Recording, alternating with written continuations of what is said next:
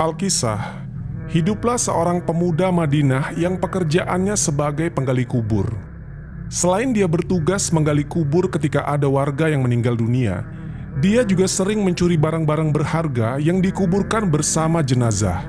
Pencurian ini dilakukan ketika keluarga jenazah pergi meninggalkan areal pekuburan. Setelah ditimbun tanah, dia gali kembali kuburan itu demi bisa mengambil barang berharga yang ikut dikuburkan bersama jenazah. Bahkan dia juga akan mengambil kain kafan jenazah jika dianggap kain kafan itu berharga. Pada suatu hari, ada seorang gadis di Madinah yang meninggal dunia. Gadis ini terkenal dengan kecantikannya yang luar biasa di kota itu.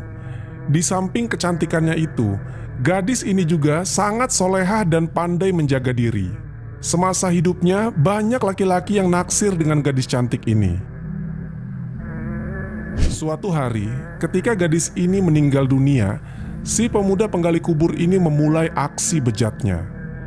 Begitu suasana pemakaman sudah sepi, dia menggali kembali kuburan gadis itu. Pertama-tama, dia ambil kain kafannya. Pada saat membuka semua kain kafan si gadis, maka terlihatlah kecantikan wajah dan tubuh dari gadis itu, hingga membuat mata si pemuda terpesona karena melihat begitu indahnya tubuh jenazah si gadis.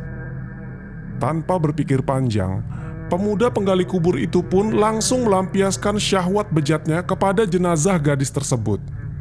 Setelah itu, pemuda ini menutup kembali kuburan itu dan pulang ke rumahnya.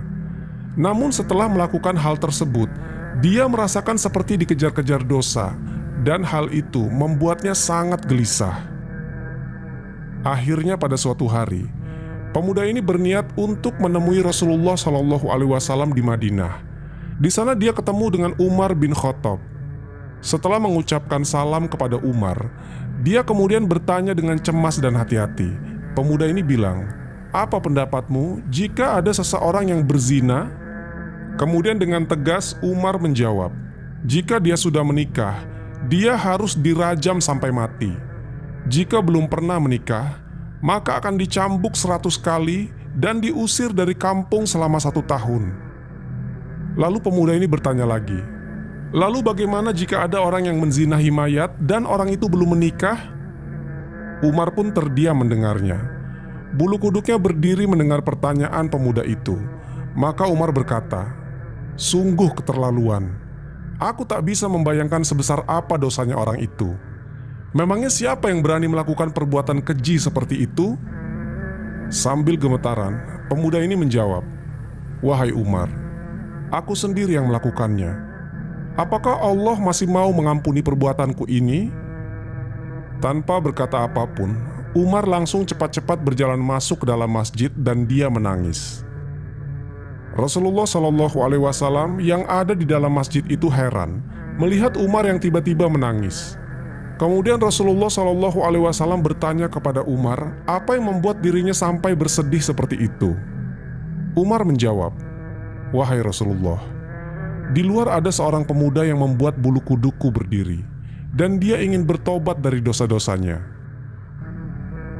Utsman bin Hasan bin Ahmad bin Asyakir Al-Khawbawi dalam kitabnya yang berjudul Duratun Nasihin menceritakan, selanjutnya Rasulullah SAW memerintahkan Umar bin Khattab untuk menyuruh pemuda itu masuk ke dalam masjid. Setelah masuk, Rasulullah SAW melihat pemuda ini nangis terseduh-seduh. Kemudian Rasulullah pun bertanya, "Wahai anak muda, kenapa engkau menangis?" Pemuda itu menjawab, "Ya Rasulullah, aku ini terlalu banyak dosa. Aku takut jika Allah akan marah besar kepadaku." Rasulullah SAW bertanya, "Apakah engkau telah menyekutukan Allah? Atau engkau telah membunuh orang yang tidak bersalah?" Si pemuda menjawab, "Tidak ya Rasul, aku tak pernah melakukan kedua hal itu." Rasulullah SAW berusaha menghibur anak muda itu. "Ketahuilah anak muda, Allah akan mengampuni dosa-dosamu sekalipun dosamu sebesar 7 lipat langit dan bumi. Apakah dosamu sebesar Ummul Kursi?" Si pemuda menjawab, "Bahkan lebih besar dari itu ya Rasul." Rasulullah SAW bertanya, apakah dosamu sebesar arsy?" Sambil menangis, pemuda itu menjawab, "Kukira lebih besar dari itu ya Rasul." Rasulullah SAW bertanya, "Sebenarnya dosa apa yang kau lakukan? Coba katakan padaku." Pemuda itu menjawab, "Sungguh, aku malu untuk mengatakannya." Kemudian Rasulullah SAW berusaha membujuk pemuda ini. "Jika tidak kau katakan, maka dosa itu akan tetap membebani jiwamu." Pemuda itu terdiam, kepalanya hanya tertunduk melihat ke lantai masjid. Kemudian dia mulai memberanikan dirinya untuk mengatakan apa yang telah dia perbuat. Pemuda ini bercerita, "Aku telah 7 tahun bekerja sebagai penggali kubur. Suatu hari ada gadis yang meninggal dari kaum Ansor. Semasa hidupnya, dia adalah gadis yang sangat cantik. Secara diam-diam, kugali kuburannya dan kubuka kain kafannya. Awalnya aku hanya berniat mengambil kain kafannya saja, tapi kemudian aku tak bisa menahan syahwatku.